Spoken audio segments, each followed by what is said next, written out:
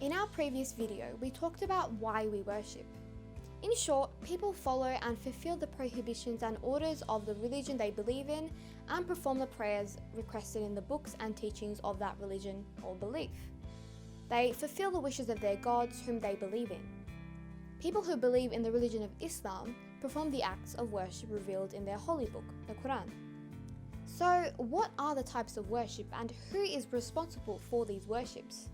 In this section, I will explain Fard, Sunnah, Wajib, Makruh, Haram, and Halal. In practice, worship is divided into 4 parts. Number 1, worship of the heart, such as faith, sincerity, intention, contemplation, ingenuity, patience, and piety. Number 2, prayers performed with the body, such as fasting, dhikr, and praying with the tongue, benevolence to parents, good treatment to people and family. Number 3, worship performed with goods and wealth such as zakat, charity, helping relatives and the poor, or spending in the way of Allah.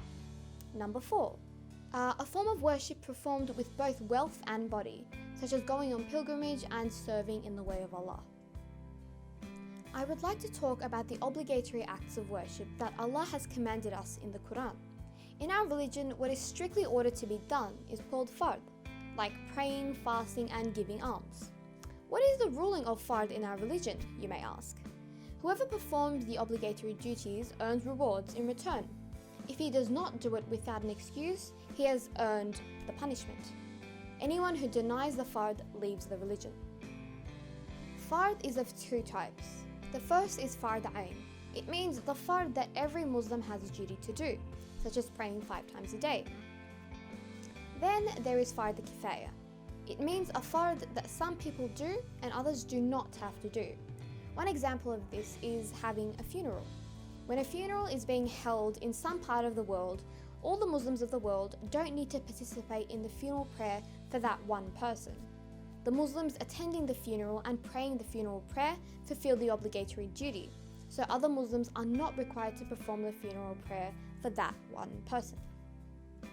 Although it is not as certain as fard, something that is ordered to be done with strong evidence is called wajib, such as performing the Eid prayer, giving alms of fitr, and sacrificing an animal.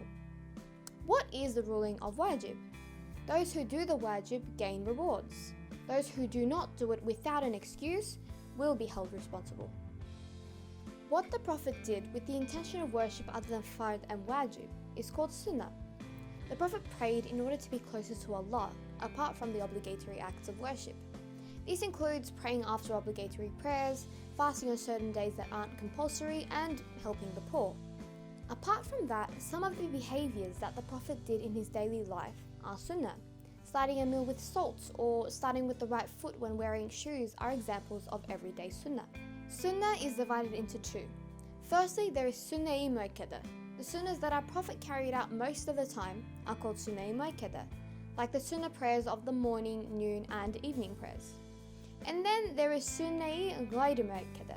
The sunnah that our Prophet did occasionally is called sunnah-i ghayr mu'akkada, like the sunnah of the afternoon prayer and the first sunnah of the night prayer. Well then, what is the ruling of sunnah? The one who performs the sunnah gains rewards. It will result in the intercession of our Prophet on the Day of Judgment. According to Islamic scholars, things that are good when done and not sinful when they are not done, and which will please Allah, are called mustahab. Voluntarily giving alms, performing the duha prayer in the morning, breaking the rows after performing the obligatory prayers in congregation, etc., are examples of things considered as mustahab. What is the ruling of mustahab? Those who do things that are mustahab earn rewards, and those who do not will not be held accountable. What is halal mubah? It is the work or action that has no religious drawbacks in doing it or abandoning it. That is, it is actions that are completely up to the person's will to do or not to do. It is the opposite of haram. Sitting, eating, drinking, sleeping, there is no merit in doing things that are permissible and halal, and there is no sin in leaving them.